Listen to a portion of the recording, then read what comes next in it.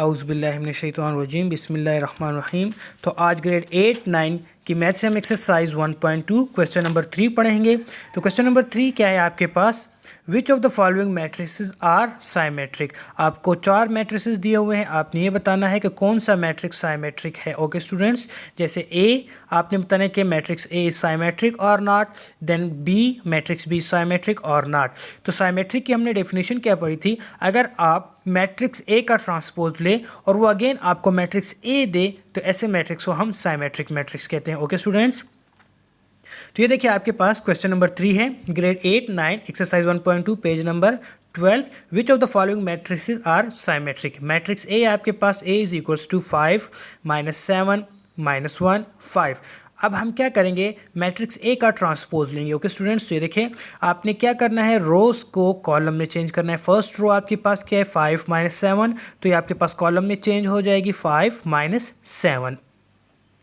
Second row है आपके पास -1 5, तो -1 5 को आपने कॉलम में चेंज कर देना है, तो आपके पास ए ट्रांसपोज फाइंड हो जाएगा। अब ये देखिए स्टूडेंट्स, अगेन जब आपने इसका ट्रांसपोज लिया तो फर्स्ट 5, सेकेंड एलिमेंट क्या है आपके पास -1। इट्स मीन्स के transpose A transpose is not equals to matrix A, thus A is not symmetric. Okay students, A is not symmetric matrix.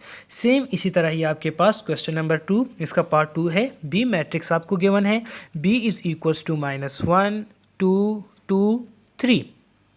Okay students, अब आपने क्या करना है, सबसे पहले तो अपने क्वेश्चन को कॉपी करें। अब बी का ट्रांसपोज ले, ट्रांसपोज लेने का क्या तरीका है कि रोज को कॉलम में चेंज किया जाता है। तो फर्स्ट रो को first column, second row second column.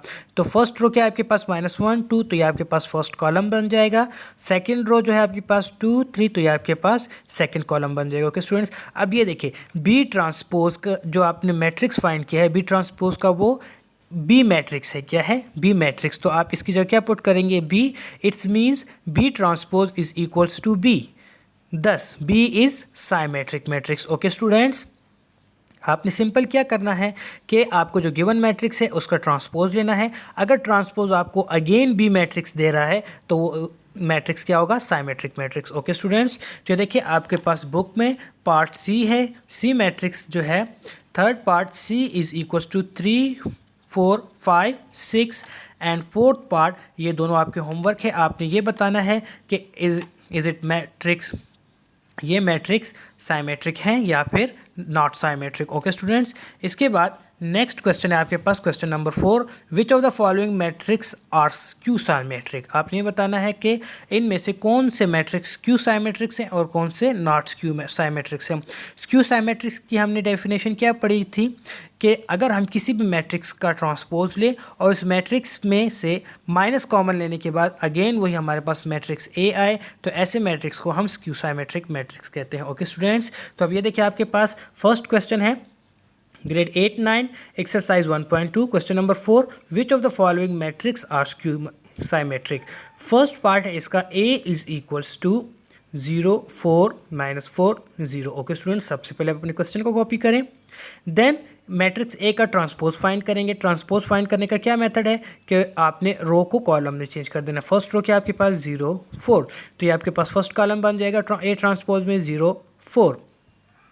Second row आपके पास क्या है -4 0, तो ए ट्रांसपोज में आपके पास ये सेकेंड कॉलम बन जाएगा। ओके स्टूडेंट्स, अब आप इसमें से माइनस को कॉमन लें, ए ट्रांसपोज में से माइनस कॉमन लें, तो जब इस मैट्रिक्स में से हम कॉमन लेंगे तो ये 0 एज इट इज़ आएगा, -4 change into +4 and +4 change into -4। Okay students, and 0 as it is. अब ये देखिए ये जो आपने माइनस लेने के बाद आपके पास जो मैट्रिक्स बन रहा है ये अगेन आपके पास मैट्रिक्स ए बन रहा है। ओके स्टूडेंट्स, इसका मतलब क्या हुआ कि A transpose is equals to -a, thus A is skew symmetric. आपके पास मैट्रिक्स ए जो है आपके पास क्या है, स्क्यू साइमेट्रिक है। सेम इसी तरह आप ये देखें आपके पास पार्ट 2 जो है क्वेश्चन नंबर 4 का, बी मैट्रिक्स आपको गिवन है 0 -5 5 0। ओके स्टूडेंट्स, पार्ट 2 एंड 3 आपका होमवर्क है। आपने सेम इसी तरह ही करना है कि पहले आपने बी ट्रांसपोज फाइंड करना है, देन उसमें से माइनस कॉमन लेने के बाद अगर आपके पास मैट्रिक्स बी अगेन बन रहा हो तो ऐसे मैट्रिक्स को हम स्क्यू साइमेट्रिक कहेंगे, अगर नहीं बन रहा तो इसे हम क्या कहेंगे, नॉट स्क्यू साइमेट्रिक्स। तो क्वेश्चन नंबर 4 मैं आपको करवाता हूँ इसका पार्ट, क्वेश्चन 4 का पार्ट 4। ये देखिए आपने किस तरह करना है, पार्ट 4 है आपके पास d is equals to 0 3 2 -3 0 1 -2 -1 0। Okay students, सबसे पहले तो आप अपने क्वेश्चन को कॉपी करेंगे। क्वेश्चन को कॉपी करने के बाद हम क्या करेंगे, डी का ट्रांसपोज फाइंड करेंगे।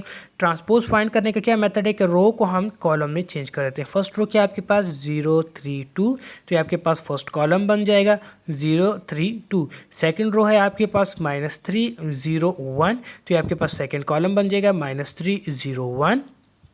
ओके स्टूडेंट्स, थर्ड रो आपके पास क्या है -2 -1 0, तो ये आपके पास थर्ड कॉलम बन जाएगा। Okay students, next skew Sai matrix में हम क्या करते हैं, ट्रांसपोज फाइंड करने के बाद इस मैट्रिक्स से माइनस को कॉमन लेते हैं। तो यहाँ पर ये देखिए हमने माइनस कॉमन लिया, तो हमारे पास रिमेनिंग मैट्रिक्स क्या रहेगा, 0 एज इट इज़ आएगा, -3 चेंज इंटू +3।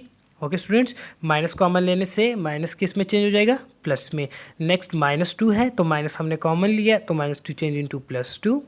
अब यहाँ पर देखिए आपके पास +3 है, माइनस कॉमन लेने की वजह से ये -3 हो जाएगा, 0 as it is, -1 change into +1। Okay students, same इसी तरह ही +2 change into -2 and +1 change into -1। Okay students, तो अब ये देखिए जो आपके पास माइनस लेने के बाद मैट्रिक्स बना वो एक्चुअली आपके पास मैट्रिक्स डी है जो क्वेश्चन में गिवन है। So it's means D transpose is equals to -d, thus D is skew symmetric. Okay students, जो आपको बाकी दो पार्ट्स है रिमेनिंग क्वेश्चन नंबर 4 का पार्ट 2 एंड 3, ये आपका होमवर्क है। Okay students.